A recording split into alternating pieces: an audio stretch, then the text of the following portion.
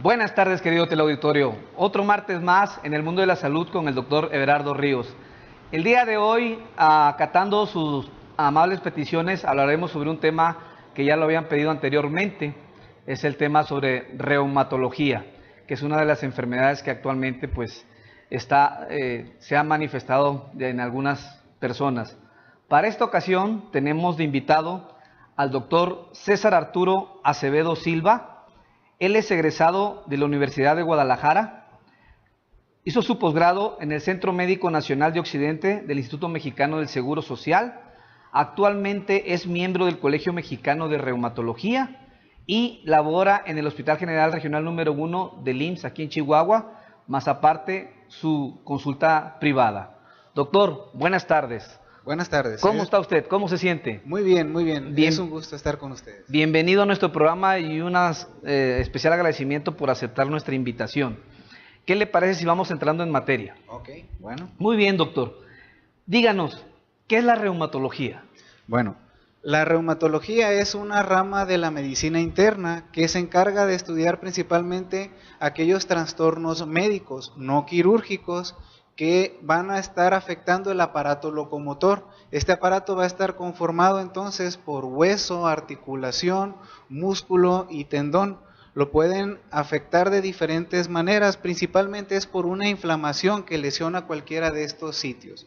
Hay descritas más de 200 diferentes patologías en reumatología y aparte de que el principal sitio en el que afectan es el aparato locomotor, algunas de estas 200 patologías también van a lesionar de forma sistémica, afectando un órgano, como puede ser el corazón, pulmón, riñón o hígado. Muy bien, doctor. Dentro de este grupo de enfermedades, ¿cuáles serían las 5 principales enfermedades en reumatología? Bueno, desde el 2011 se hizo un estudio en México en el que se estuvieron buscando las enfermedades más prevalentes de reumatología. Se buscaron esto en 5 ciudades, principalmente Nuevo León, en México, Guadalajara, Sinaloa, algunas otras más. Pero Chihuahua también estuvo incluido en este estudio. Entonces se cuenta con prevalencia nacional y afortunadamente también de esta ciudad. La conclusión de este estudio fue 5 patologías más prevalentes. La primera es la osteoartrosis, una patología que principalmente va a desgastar articulaciones. La segunda patología más prevalente es el reumatismo de tejidos blandos, donde se afectan principalmente tendón o músculo. Y después vienen entonces las enfermedades que inflaman alguna parte, como artritis reumatoide en tercer lugar, espondilitis anquilosante en cuarto y gota en quinto lugar. Si nos extendemos un poquito más, está lupus todavía, aunque la frecuencia de lupus fue muy baja en este estudio que hicieron. Muy bien, doctor, excelente. Ahora bien, en estos casos mencionaste 3 patologías específicamente. En el caso de la artritis reumatoide, ¿cómo se inicia su manifestación de esta enfermedad? Bueno, es muy común que diferentes pacientes vayan con el médico y hagan una pregunta muy característica. Con frecuencia dicen, doctor, mi mamá tiene artritis reumatoide, mi papá tiene una enfermedad como pudiera ser también artritis reumatoide. ¿Podría tener yo también esta enfermedad? ¿O de qué manera puedo saber yo si también está empezando en mí esta patología? ¿Cuál sería el cambio más temprano? Entonces, esta enfermedad afecta principalmente articulaciones, pequeñas articulaciones, articulaciones que pueden ser, por ejemplo, las articulaciones de las manos, como articulaciones donde empiezan los dedos, metacarpofalángicas en mano, en medio de los dedos, interfalángicas proximales, principalmente, o también pueden afectar muñecas, codos, hombros, rodillas, tobillos y también las pequeñas articulaciones de los dedos, donde empiezan los dedos de los pies, en metatarsofalángicas o en medio de los dedos de los pies, interfalángicas proximales. Pero el cambio en estas articulaciones, el principal cambio es inflamación. Un paciente con esta patología va a notar que estas articulaciones empiezan a aumentar en temperatura, se sienten calientes, están rojas y aumentan en volumen. Una descripción un poco muy característica, pero para que el paciente pueda notar el cambio cuando está empezando, en esta inflamación la articulación se siente él mismo como si tuviera un globo con agua, esa consistencia blanda y ese aumento de volumen. Ese es el primer cambio que puede notar un paciente como para que él mismo sospeche de una enfermedad de este tipo. El segundo cambio más característico es rigidez. Se describe por el paciente como una sensación en estas articulaciones que platicamos de estar tieso, duro o difícil de mover. Esta sensación es más característica en la mañana. Entonces el paciente en las mañanas describe que no puede o tiene una dificultad para comenzar a hacer sus actividades en el momento en el que despierta, y generalmente tiene que pasar un tiempo para que pueda ya realizar actividades con mayor soltura. Por ejemplo, es muy característico que pasen más de 30 minutos, puede extenderse hasta horas, 1, 2 o 3, pero lo mínimo es que sean 30 minutos en la mañana con esta sensación que el paciente describe, tieso, duro o difícil de mover. Esos dos son los principales cambios, los que generalmente tendrían que tenerse bien presentes para que se sospeche esta patología. O sea, en el caso dado, por poner un ejemplo, llega una paciente, 40 años, doctor, es que me amanece el dedo así y no lo puedo mover en la mañana. Conforme pasa el día, ya lo puedo mover. Obviamente tiene que haber dolor, me imagino, sí, por la inflamación.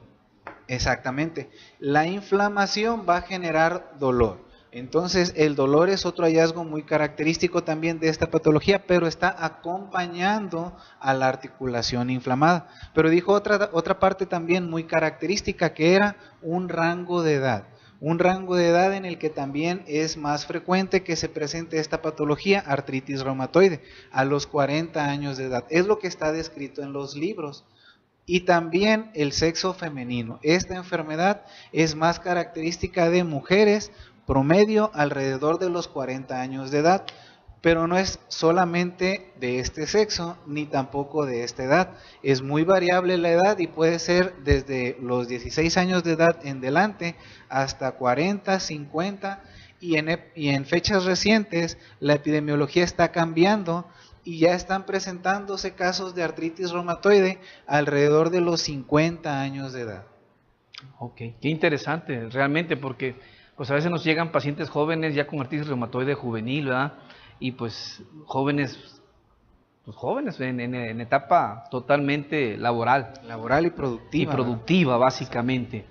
La segunda enfermedad, doctor, hablaste de espondilitis anquilosante. Cuéntanos igual. Bueno, al igual que con artritis reumatoide, hubo un cambio con el que se sospechaba de esta patología. Para espondilitis anquilosante también es un síntoma muy característico para sospecharlo. En este caso, el sitio principal en el que va a estar afectando esta patología es en columna. Y la columna puede verse afectada desde cuello, cervicales, hasta la parte baja de la espalda. Es cierto que es más característico en la parte baja de la espalda, pero la realidad es que puede presentarse en cualquier segmento. Pero aquí pasa algo muy característico. Se presenta también en una población joven.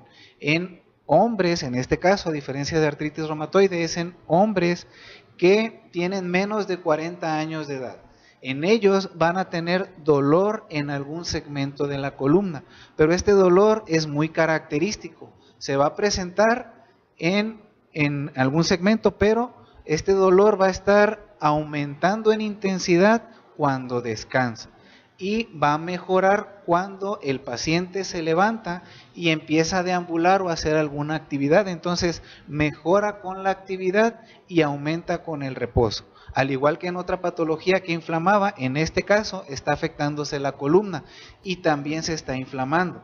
Entonces va a haber una rigidez que de nueva cuenta el paciente describe como una sensación de estar tieso, duro o difícil de mover, pero en este caso se está refiriendo a columna, y que al igual que en artritis reumatoide también es presentación matutina y que tiene una duración mínima de 30 minutos. Puede durar hasta horas, 1, 2, 3 o más, pero es un mínimo también de 30 minutos. Entonces, el principal cambio es dolor en columna, que se acompaña de estas manifestaciones matutinas y en menor frecuencia también puede afectar articulaciones, pero es menos frecuente y se presenta inflamando articulaciones, que son articulaciones de rodillas y tobillos, diferente a la artritis reumatoide que empezaba en manos, por ejemplo. En este caso son extremidades inferiores, rodillas y tobillos. Esta enfermedad también puede inflamar tendones, entonces es muy característico que en la parte posterior del tobillo, donde hay un tendón que se llama el tendón de Aquiles o el tendón aquileo, donde se inserta en el hueso, se inflama. Y el paciente puede notar cómo la parte posterior del tobillo está rojo, caliente o hinchada. Otra manifestación de esta patología también es en ojo. Y un solo ojo nada más tiene un cambio porque también se genera una inflamación ahí. Este ojo, la parte blanca del ojo, tiene una coloración roja. Hay dolor y visión borrosa, pero nada más en un ojo. Diferente a otras patologías donde, por ejemplo, alergias o algún tipo de hipersensibilidad podría dar estos cambios, pero siempre en los dos ojos. En este caso es nada más uno.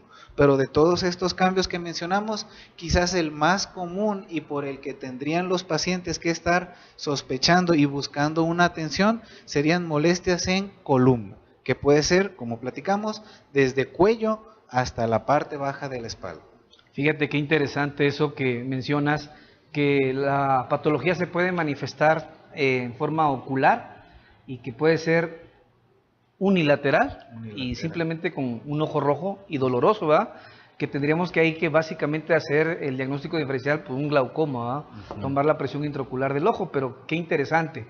Y así como para llevar, para que nuestro amable teleauditorio vaya un seguimiento. Artritis reumatoide, inicialmente en manos, articulaciones distales, y en el caso de la espondilitis anquilosante, lo que es columna, y prácticamente pues es incapacidad o problemas para mover. Exactamente. Hablaste de una tercera, ¿sí? La enfermedad por depósitos de cristales. Sí. Igual, doctor, cuéntanos de la enfermedad por depósitos de cristales. Bueno, esta también es una tercera enfermedad que inflama. La enfermedad por depósito de cristales, quizás en algún momento diferentes personas la han visto plasmada en pinturas, porque este tipo de enfermedad era muy común que la presentaran reyes anteriormente. En algún momento se veían cómo había pinturas donde tenían descubiertos los pies este tipo de personas y era muy característico que el dedo gordo del pie tuviera un cambio. El dedo gordo se inflamaba en la base del dedo gordo, donde está la articulación metacarpofalángica. Esa articulación era muy característico que se inflamara anteriormente y le dieron un nombre, le llamaban podagra. Pero ahorita está cambiando también la frecuencia y la rodilla está tomando también un papel muy importante. Esta enfermedad por depósito de cristales o gota es muy característica que se presente afectando una sola articulación, diferente a lo que anteriormente era artritis reumatoide, donde lo característico era 4 o más articulaciones, o espondilitis anquilosante, que era también molestias en columna. En este caso, para enfermedad por depósito de cristales o gota, es una sola articulación inflamada. Pero en este caso, lo importante es descartar que se está infectando, porque una sola articulación inflamada obliga a descartar una infección. Entonces, en este tipo de enfermedades es muy importante el líquido que se encuentra dentro de esa articulación, se llama líquido sinovial y se tiene que mandar a analizar. Si en ese líquido sinovial se encuentran cristales de ácido úrico, muy probablemente estamos hablando de esta patología y puede ser se puede tomar de articulaciones inflamadas, como en este caso metatarsofalángica, el dedo gordo del pie en su base, o en rodilla o en cualquier otra articulación, pero la presentación más común, una sola articulación. Y también es muy característico que se presente en hombre, pero aquí se acompaña de muchos cambios que también son muy comunes, como el hombre con sobrepeso o algún grado de obesidad, que tiene también síndrome metabólico, que es muy frecuente en la población general, diabetes, hipertensión, que tengan el hábito de tabaquismo, alcoholismo, ¿sí? Entonces, generalmente es un síndrome metabólico en el que también se está desarrollando esta patología. Muy bien, doctor. Te voy a hacer una pregunta y corrígeme si estoy en lo mal, ¿verdad? Porque pues realmente esta es la duda. Chihuahua es uno de los estados más consumidores de carne, ¿verdad?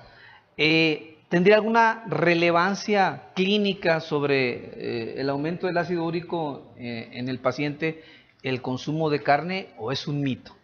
Bueno, ese consumo de carne es uno de los tabús o mitos que están quedando muy frecuentemente arraigados en reumatología y es muy común que la población general siga pensando que por consumir carne se va a desarrollar esta enfermedad gota o que si ya la padece, el consumirla explica que se generó otro nuevo ataque de gota.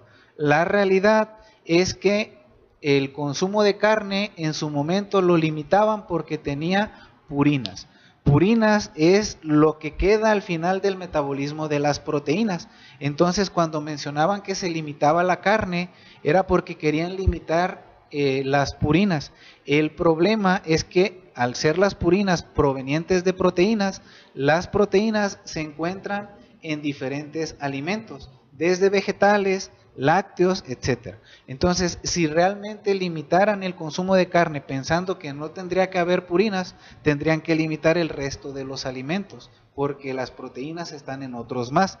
Y no se puede hacer, realmente no se puede generar, no se puede prescribir una dieta libre de purinas. En esta patología en particular, la recomendación es que sea una dieta balanceada. El objetivo es que la dieta sea balanceada y que con esta dieta se controle el peso y además de eso se haga ejercicio.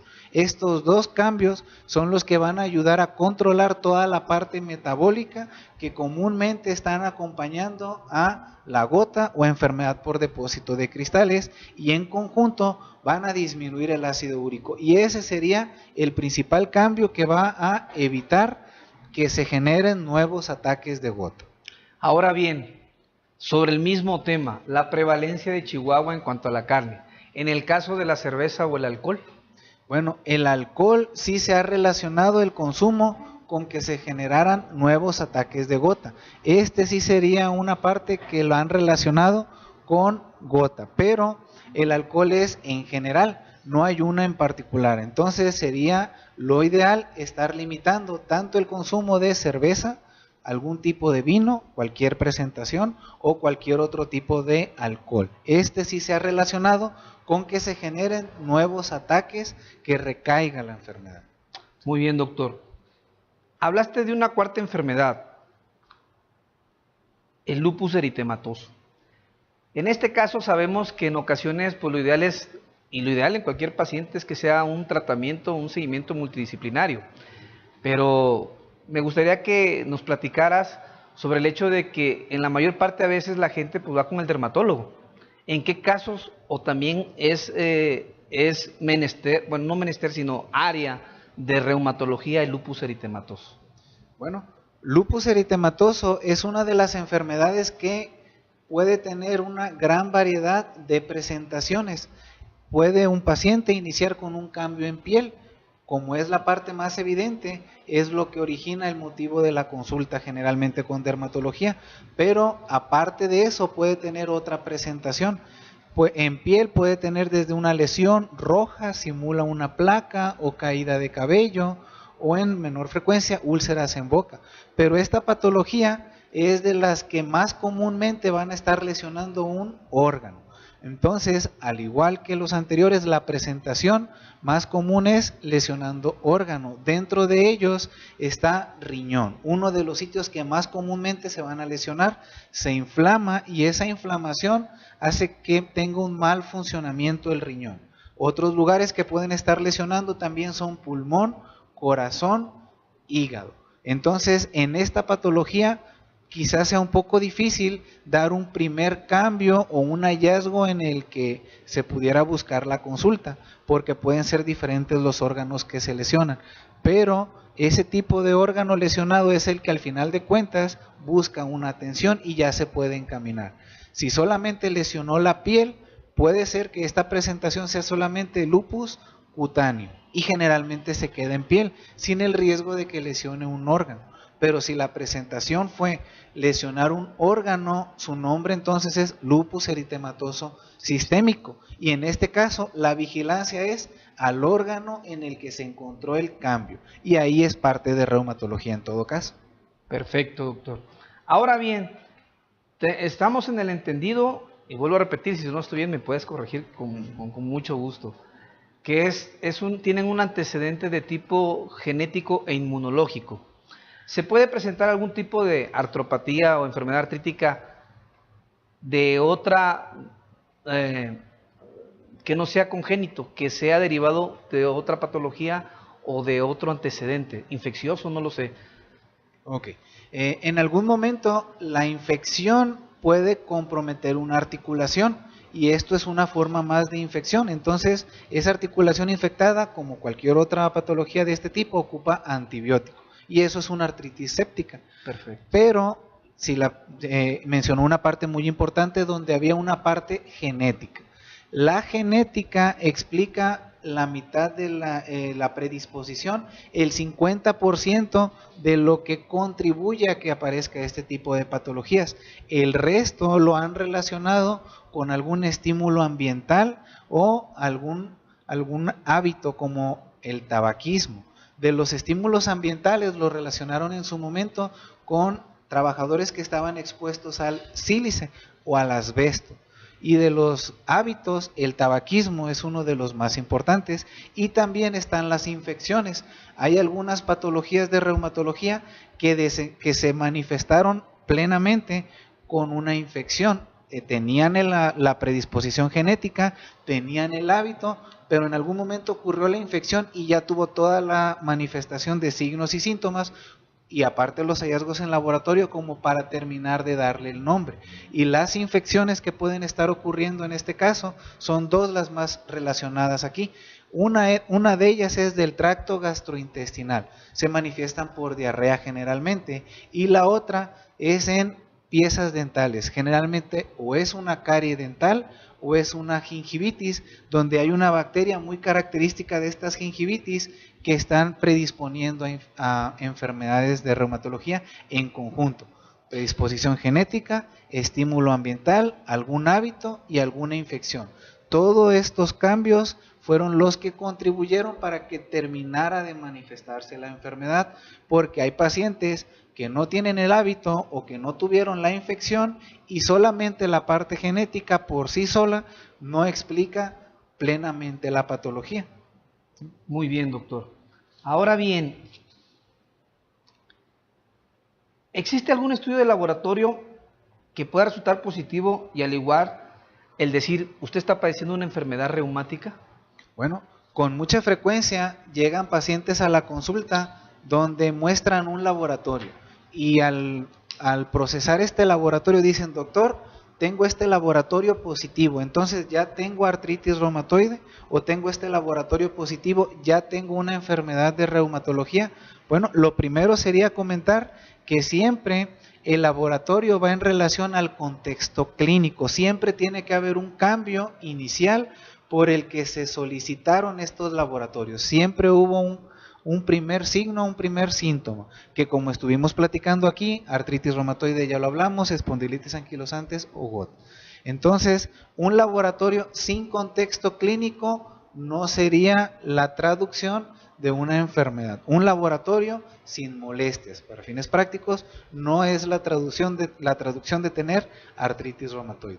Hay diferentes laboratorios y el punto sería que de acuerdo a la molestia, de acuerdo al cambio, al signo, se solicite el laboratorio respectivo. En este caso, por ejemplo, si lo que el paciente refería era inflamación en articulaciones de manos, muñecas, con rigidez y alguna dificultad para poder empezar a hacer las actividades cotidianas, el primer laboratorio, un laboratorio muy común sería el factor reumatoide, uno de los que más se han asociado a artritis reumatoide. Pero este laboratorio se tendría que estar procesando de la mejor forma para que sea útil. En algún momento aparecen resultados donde dice positivo o negativo, o dicen cruces como signos de más, o dan un número. El ideal sería el número, que puede ser un número cerrado o un número con decimales. Este es el mejor método para poder interpretar el laboratorio. Y el límite de ese estudio también genera una duda, porque algunos laboratorios tienen un límite que dice que es hasta 16, por ejemplo, algunos 20. Pero para dar un contexto, para asociarlo a una enfermedad de reumatología, tiene que superar 40. Un nivel diferente al que el laboratorio pudiera reportar como rango de referencia. Y ahí está comúnmente la duda. Partimos del hecho de que tuvo un contexto, una molestia, se hizo un laboratorio y superó esta cantidad, 40. Puede haber pacientes que por puro azar, por alguna molestia que no fuera inflamación, pidieran este laboratorio y saliera alterado, 50 por ejemplo. Tener factor reumatoide en 50, solamente el laboratorio, ¿es igual a tener artritis reumatoide? No sería el caso. Tiene que haber un cambio clínico, siempre tiene que haber un cambio clínico. Ahí la clínica es bien importante, lo que todos los médicos sabemos, sobre todo nosotros los médicos familiares. La clínica es lo básico en estos casos. Ahora, dentro del factor reumatoide, así como la velocidad de sedimentación globular, que a veces pues es un poquito en contradicho, pues como se practica el examen, ¿alguna otra patología en la cual se eleve el factor reumatoide, aparte de una patología reumatológica? Sí, hay enfermedades de reumatología y enfermedades que no son de reumatología que lo van a modificar. Por eso, si la pregunta es positivo o negativo, hay o no hay, es difícil de contestar. No sirve si hay o no hay, sino que digan cuánto hay, que lo midan. Entonces, si tuviéramos que dar un ejemplo de enfermedades que tienen factor reumatoide alterado y que son de reumatología, está síndrome de Sjögren, está lupus eritematoso sistémico, están algunas enfermedades que inflaman músculo. Y si tuvieran que preguntar por enfermedades que no son de reumatología, pero que también lo pueden alterar, están infecciones virales, hepatitis B, hepatitis C, puede ser el caso de tuberculosis, VIH o algunos otros virus que también están, citomegalovirus, Epstein-Barr, herpes. La mayoría de estas enfermedades que son virales no estaban inflamando articulación, pero si tuvieran que hacer el estudio en un paciente con esta infección, lo modificarían. Ese sería un ejemplo. Muy bien. En este caso, por ejemplo, para que entendamos más prácticamente, lo ideal del laboratorio sería que sea cuantitativo y no cualitativo, o sea, que se vieran los números y no la calidad de que sí o un no, ¿verdad? Ahora bien, sabemos que las manifestaciones de las enfermedades muchas veces pues se tienen que ver con otros estudios de gabinete. En este caso hablaremos de los rayos X y veremos la importancia de ellos, pero ¿qué te parece si regresamos de estos pequeños comerciales? ¿Te parece bien? Okay. Ahorita regresamos.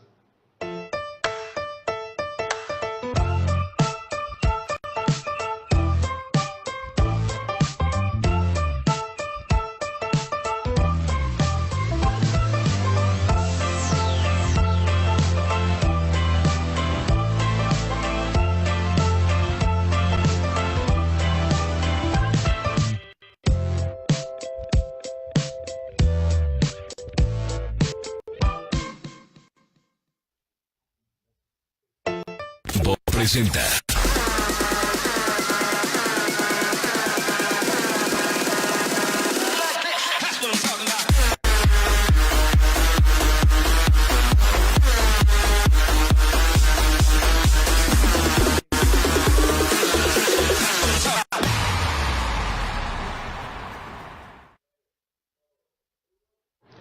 Regresamos, querido teleauditorio, con el doctor César Arturo Acevedo, y antes de continuar con la siguiente pregunta que le habíamos hecho, voy a iniciar con las preguntas que amablemente nos envían. Nos envía un escrito Jesús Gutiérrez, nos manda a saludar, Jesús Cortina, David Domínguez Cervantes hace una pregunta, doctor, dice, ¿qué tal? Yo tengo un malestar en la espalda alta, me empiezan a doler... me empieza el dolor al descansar en la noche, como si estuviera muy rígido. Pues prácticamente sería Sí, Ese tipo de malestar es algo que platicamos en su momento en el apartado de espondilitis anquilosante. Entonces, si está en una edad menor a 40 años, ya tiene la segunda parte de lo que se necesitaba, y lo ideal, pues sí, que buscara algún tipo de atención, una revisión por el reumatólogo y ver si se trata de alguna de estas patologías. Muy bien. Huicho Izquierdo Gutiérrez nos está viendo, un saludo para él. Jorge Rangel, Martín Sánchez, saludos, que siempre nos acompaña semana con semana. Aquí hacen otra pregunta, Nayeli Ríos dice que qué tan cierto es de que en tiempo de lluvia o de frío, los pacientes con artritis reumatoide son los primeros en sentir esos malestares. Sí, esta es una de las preguntas también más características en lo que a reumatología se refiere. Las reumas, las llamadas reumas, dolor, principalmente dolor en articulaciones. En estas enfermedades que hablamos en un inicio, había inflamación, y la inflamación da dolor. Los diferentes tratamientos tienen como objetivo quitar la inflamación, y si no hay inflamación, no va a haber dolor. Esa sería la parte más fácil para poder ver el cambio que están generando las enfermedades, y al no tenerlo, no tiene que haber dolor. Las reumas, por otro lado, es dolor únicamente en articulaciones y que lo han querido relacionar con cambios en clima. En su momento, cuando estaban buscando por qué el clima daba un aumento en la intensidad del dolor, mencionaban que el cambio en el clima cambiaba la presión barométrica, pero todavía es necesario investigar un poco más en esta parte, porque que el clima, solamente el clima, cambie presión barométrica en el interior de la articulación es un poco difícil, porque también tendría que cambiar la presión de otras partes del cuerpo, como el cambio de clima tendría que también modificar presión arterial, tendría que cambiar también la presión dentro del ojo, o la presión que está en el cerebro por la barrera hematoencefálica. Entonces, solamente un cambio en clima que genere molestias no es una regla. Y me ha tocado estar con pacientes también en el que el calor aumenta sus molestias, y otros más en los que el frío las aumenta. Entonces, solamente un tipo de temperatura o un tipo de clima no es regla en esta parte. Muy bien, doctor. Volviendo a la pregunta que te hicimos antes de irnos al corte comercial. En el caso clínico y estudios de gabinete, la importancia de los rayos X en estos casos de patologías reumáticas. ¿Sí?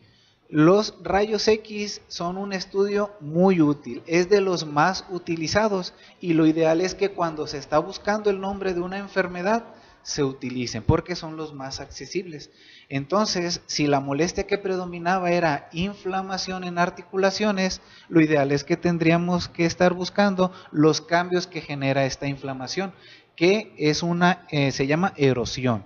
Los márgenes, los extremos de las articulaciones se desbaratan en un primer cambio, y en una etapa final se pega la articulación, y es lo que limita la movilidad.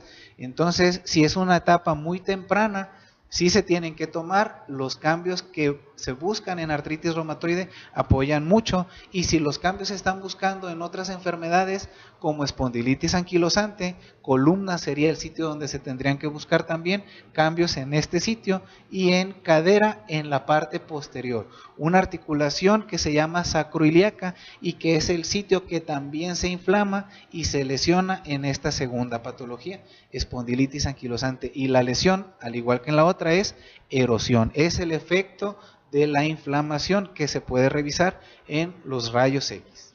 Bien, para que entienda el amable teleauditorio, sacroiliaca, pues estamos hablando prácticamente la cadera, ¿no? La cadera en la parte posterior. Así es. Muy bien, doctor.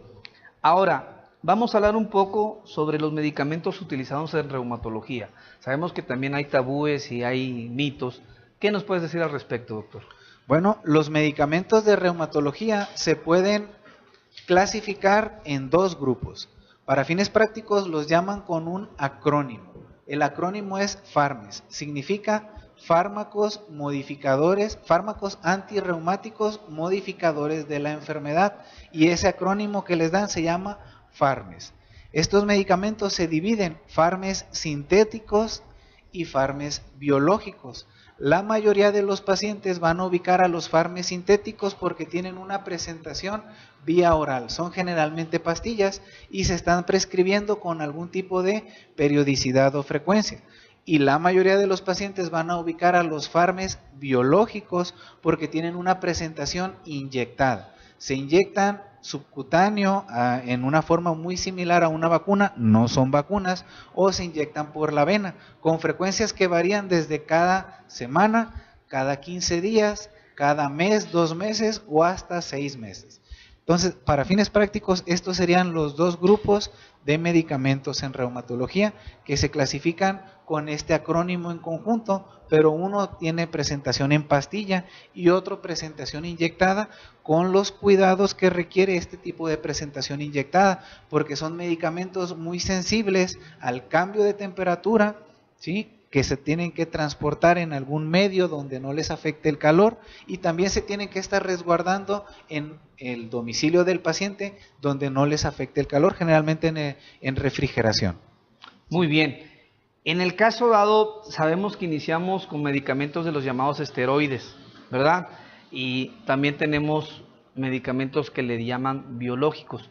¿Nos podrías agregar algo al respecto? Ok, de los medicamentos que son sintéticos, fármacos sintéticos, podemos mencionar, por ejemplo, metotrexato, uno de los más comunes que la mayoría de los pacientes de la consulta de reumatología que tienen alguna enfermedad inflamatoria lo van a estar utilizando. Metotrexato es un ejemplo. También se encuentran otros más como cloroquina, sulfasalacina, azatioprina, que varía la indicación dependiendo de la patología, pero son ejemplos de medicamentos tomados. Y medicamentos inyectados, pues son también algunos biológicos que se pueden estar utilizando en este caso. Pero mencionó una parte muy importante porque hay medicamentos de los que se pueden abusar. Generalmente el medicamento con el que se inicia, dependiendo de la patología, es un medicamento metotrexato o algún otro de los que platicamos, pero estos medicamentos tardan en hacer efecto. Son medicamentos que se inician para que mientras se sigue continuando el consumo, en un promedio de hasta 3 meses, se puedan estar mostrando el efecto. Promedio, en mes y medio empieza el efecto y en 3 meses es el máximo beneficio. La mayoría de los medicamentos tomados, y también pasa algo parecido con los inyectados, donde se pueden ver efectos de hasta dentro de una semana o un mes, pero el paciente busca un alivio rápido, un alivio para la molestia que le limita en lo cotidiano, que generalmente es el dolor, y para eso se utilizan medicamentos que solamente son para las molestias que genera la inflamación, el dolor. En este grupo entonces están medicamentos como los AINES, que son antiinflamatorios no esteroideos. Ejemplos pueden ser diclofenaco, sulindaco y muchos más, y esteroides como prednisona y deflazacort. Pero estos medicamentos, dependiendo de la patología, se utilizan por la molestia, y generalmente si no hay molestia, en el momento en el que se controle la inflamación, los medicamentos AINES o antiinflamatorios no esteroideos y esteroides tienen que disminuirse y en la medida de lo posible suspenderse. El error sería que el paciente tenga dos escenarios. En el primer caso, desconfíe de los medicamentos que se están iniciando en la consulta y por eso no los consuma. No consuma el metotrexato, la azatioprina, cloroquina o cualquier otro, y consuma los otros, los que nota que le quita el dolor, que le quita la molestia, como antiinflamatorios no esteroideos, diclofenaco cualquiera, o esteroide, prednisona o cualquiera. Eso no es lo ideal porque al solo controlar una molestia nunca van a controlar el trasfondo, y mientras no se controle el trasfondo, la inflamación va a continuar y puede generar un cambio permanente, que sería algún tipo de deformidad si el cambio se manifestó en articulaciones de manos, algún tipo de limitación permanente al mover columna, si fue en columna la molestia, o alguna lesión permanente en un órgano, si es que el inicio fue aquí. Entonces, no sería lo ideal que se favoreciera el consumo de medicamentos para dolor AINES o esteroides, porque al final no es el control de la patología, sino solo de la molestia. Y los esteroides también tienen sus inconvenientes, como predisponer con el consumo crónico a un problema en hueso, una descalcificación en hueso, que ya sería un problema totalmente ajeno, se llama osteoporosis. Ese sería un problema del consumo crónico de estos medicamentos. El segundo problema que pueden tener los pacientes es: tengo alguna enfermedad de reumatología, me dieron mi medicamento, lo consumí de acuerdo a las indicaciones que se dieron, pero en algún momento me sentí muy bien, y como me sentí muy bien, dejé de tomarlo. Ese también es otro problema muy común en la consulta. Entonces, el problema es que, al igual que al inicio, si esperamos a que empiece un cambio y en base a eso se vuelve a retomar el medicamento, va a tardar en hacer efecto desde un mes hasta 3 meses, que sería mes y medio o 3 meses en los que continuaría inflamando, con el riesgo de que genere una deformidad o un cambio permanente, que en este caso sería irreversible. Perfecto, doctor, excelente tu ponencia. Sabemos, querido teleauditorio, que no existe el medicamento perfecto. Todos los medicamentos tienen efectos secundarios, y los medicamentos que mencionó el doctor no son la excepción. ¿Por qué? Porque pues, la gran mayoría se degrada en hígado y en riñón, ¿verdad? En este caso, doctor, sabemos que el metotrexato pues, puede afectar algunos órganos, al igual que la cloroquina. Sabemos que hay medicamentos que pueden en un momento dado proteger, como el ácido fólico, que está indicado en el uso del metotrexate.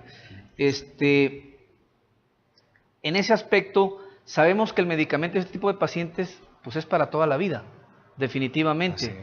Y en este caso, pues me atrevo un poquito a decir cómo se puede cuidar el órgano, sobre todo el hígado. Que nos platiques un poquito qué estudios se le piden, cada cuánto, y eso sería importante para nuestro teleauditorio, para que pues algunos o familiares o amigos que estén sufriendo este tipo de enfermedad. Bueno, sí, claro. El metotrexato es un medicamento muy común, prácticamente es de los más comunes que se utilizan en la consulta de reumatología. Entonces son medicamentos realmente seguros, pero que en algún momento, por algún comentario que no fue el ideal, se genera algún tipo de desconfianza. Medicamentos como metotrexato o leflunomida que dejan en algún momento la idea de que por consumirlo van a estar lesionando algún órgano, y el que más preocupa con estos medicamentos, metotrexato y leflunomida, es el hígado. La realidad, medicamentos seguros que se inician y se vigilan, y si en algún momento la vigilancia encuentra algún cambio, basta con suspender el medicamento y la mayoría de estos cambios son reversibles. En el caso del metotrexato, como bien lo dijo, se tiene que estar vigilando el hígado. Es uno de los medicamentos que junto con la leflunomida se están eliminando, metabolizando por hígado, y que se tiene que revisar con las pruebas de laboratorio que se utilizan para ver cómo funciona el hígado, y son dos las más fáciles de revisar. Los laboratorios tienen siglas, en este caso TGO y TGP son dos de los laboratorios que se utilizan para vigilar el funcionamiento del hígado, y que cuando el hígado está con un cambio se alteran elevando sus niveles. En este caso, lo ideal es que si el metotrexato se está iniciando en el lapso en el que se está buscando la dosis de este paciente, el laboratorio se tendría que tomar con una frecuencia de mes y medio. Y en el momento en el que ya se encontró la dosis en el que está el efecto, y esa dosis se tiene que mantener, porque como lo dijo, son tratamientos que se tienen que continuar porque no son enfermedades que se curan, sino que se controlan. La vigilancia del metotrexato y leflunomida se realiza con estos mismos dos laboratorios, que se tienen que estar repitiendo con una frecuencia de 3 meses promedio. Junto con eso se agrega también laboratorios básicos para ver cómo está en sangre, que no se genere algún tipo de anemia, que no se modifique la cantidad de plaquetas y que esté funcionando bien el riñón.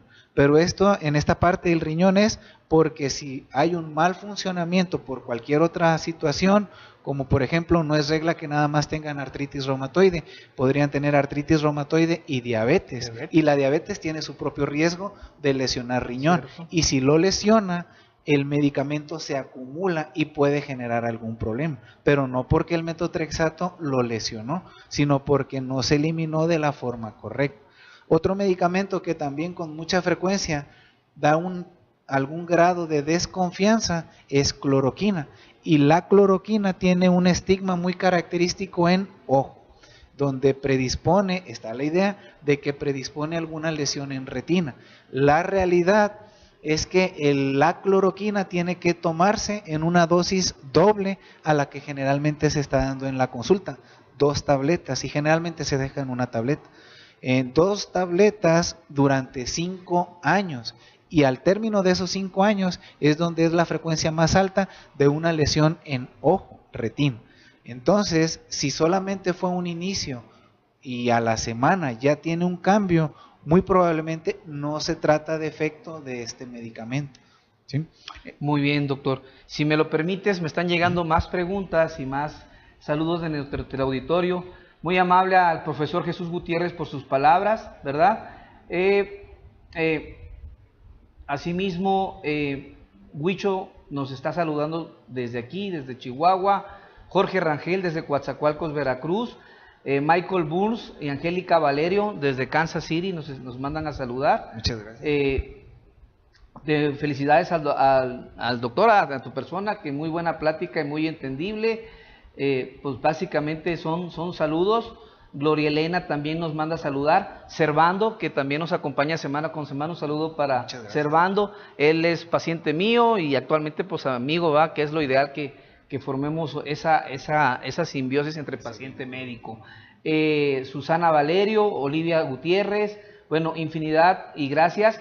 Hay un televidente que muy amablemente me pide mi teléfono, con mucho gusto se lo doy, es el 614-247-3567, lo vuelvo a repetir, 614-247-3567. Muy bien, doctor. Ahora bien, vimos los efectos adversos de los medicamentos y cómo podemos solucionar, tratar de evitarlo, ¿verdad? Ahora, ¿por qué es la importancia de que un paciente no abandone su tratamiento? Y en este caso, valdría la otra pregunta, ¿por qué lo abandona? ¿O por qué en un momento determinado lo pudiera abandonar? Bueno, en la mayoría de los pacientes que estuvieron expuestos a este tipo de comentarios, se va generando esa desconfianza. Por eso es la necesidad de insistir en que son medicamentos seguros, que simplemente ocupan una vigilancia. Otro de los comentarios es que bajan defensas. No es el caso. Y un paciente tiene todo el riesgo de una infección de vías respiratorias por algún tipo de virus que son estacionales o algún tipo de infección en vías urinarias. Entonces, simplemente son riesgos, pero no medicamentos que bajan las defensas. ¿Por qué abandona también un paciente el tratamiento? Bueno, otra opción en ese caso son por las molestias que en algún momento están y que pueden ser desde molestias gastrointestinales, náuseas, vómito, que son realmente las más comunes, pero que son más comunes al inicio del tratamiento, en lo que se van adaptando, en lo que van tolerando el medicamento, y después de eso no habría mayor problema. En cuanto a medicamentos y efectos adversos, lo importante aquí es no tienen que abandonar el tratamiento. Lo mejor que puede pasar para un paciente es un diagnóstico temprano y un tratamiento oportuno.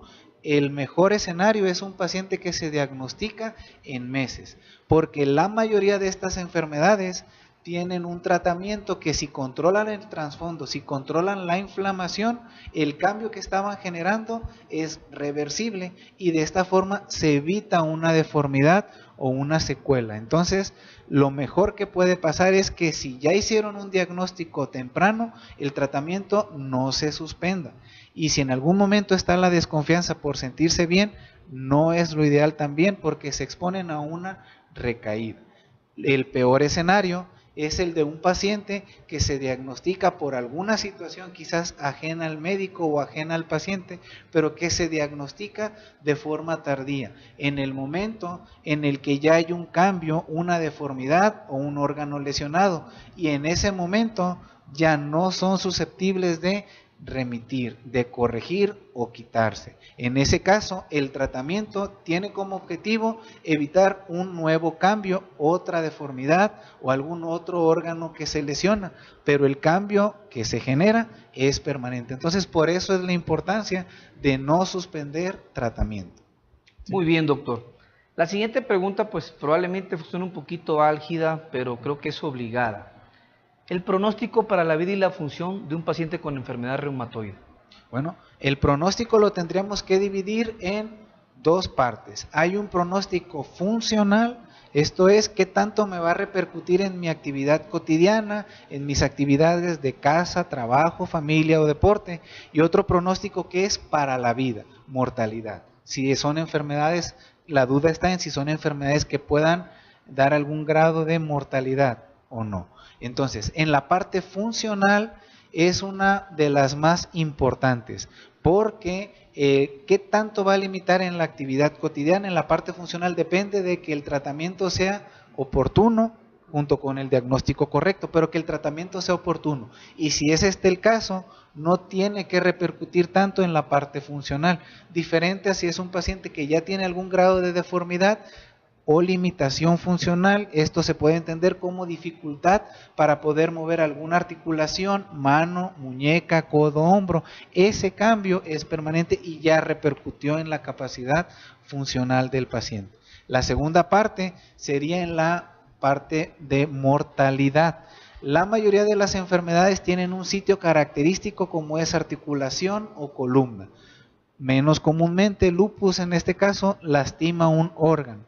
La parte de la mortalidad depende del órgano que se lesionó y en este caso también es muy importante el diagnóstico y tratamiento temprano, porque este órgano también, si recibe un tratamiento temprano, puede remitir el cambio y no tendría que repercutir en la mortalidad.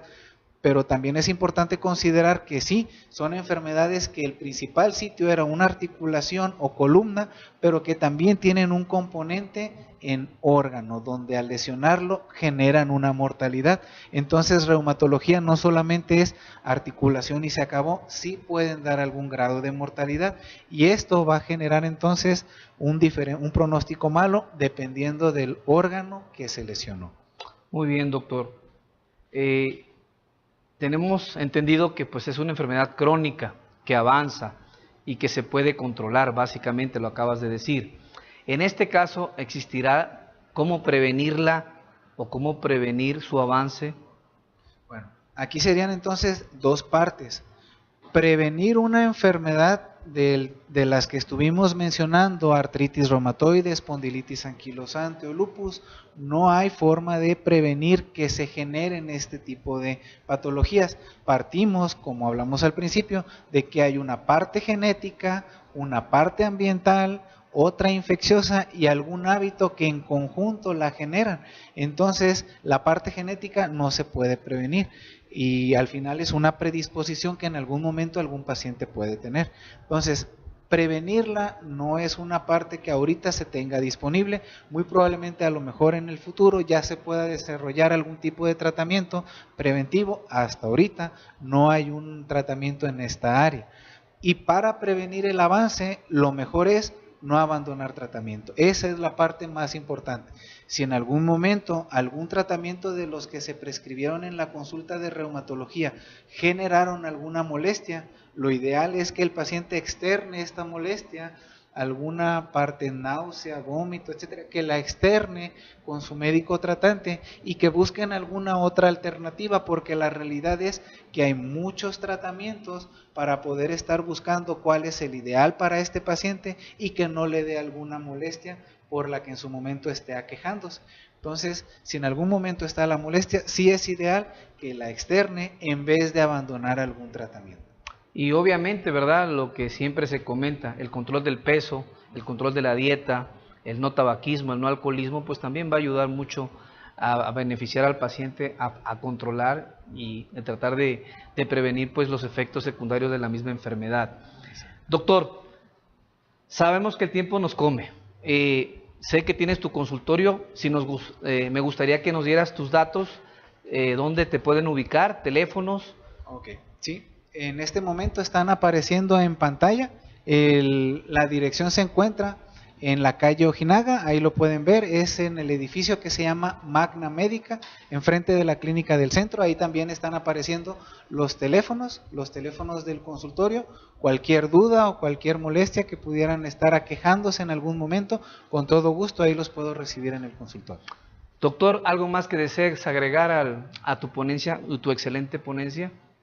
Bueno, pues no sé si en algún momento hay alguna otra duda del auditorio, aquí estoy a sus órdenes, pero aquí lo importante es, si en algún momento alguno de los síntomas o signos que platicamos aquí lo está padeciendo algún paciente, lo ideal, el mejor escenario, diagnóstico temprano. Eso es lo mejor que puede ocurrir en un paciente y el tratamiento que se inicie de forma temprana sin suspenderse. Puede haber muchos factores de mal pronóstico, en realidad puede haber una gran variedad de laboratorios o características propias del paciente que en algún momento en una patología se mencionan como que son de mal pronóstico, que traducen que la enfermedad va a generar mucha inflamación o puede lesionar en gran parte articulaciones o en gran parte columna. Pueden ser diferentes factores de mal pronóstico de acuerdo a la patología, pero algo que comparten todas las patologías como factor de mal pronóstico es retraso en diagnóstico. Esa es la parte que va a dictar uno de los peores pronósticos. Retraso en diagnóstico y por ende que se retrase el tratamiento. Muy bien, doctor, pues nuevamente agradeciéndote tu visita. Y querido teleauditorio, pues ya ven, una vez más, un tema interesante que aprender, enfermedades reumáticas, y nuevamente haciéndoles la invitación para que el próximo martes nos acompañen aquí en punto de las 8 de la noche por medio de Red Producciones en Facebook, en el mundo de la salud, con el doctor Everardo Ríos. De antemano les agradezco su atención y que pasen una feliz y bonita noche. Hasta luego. Muchas gracias.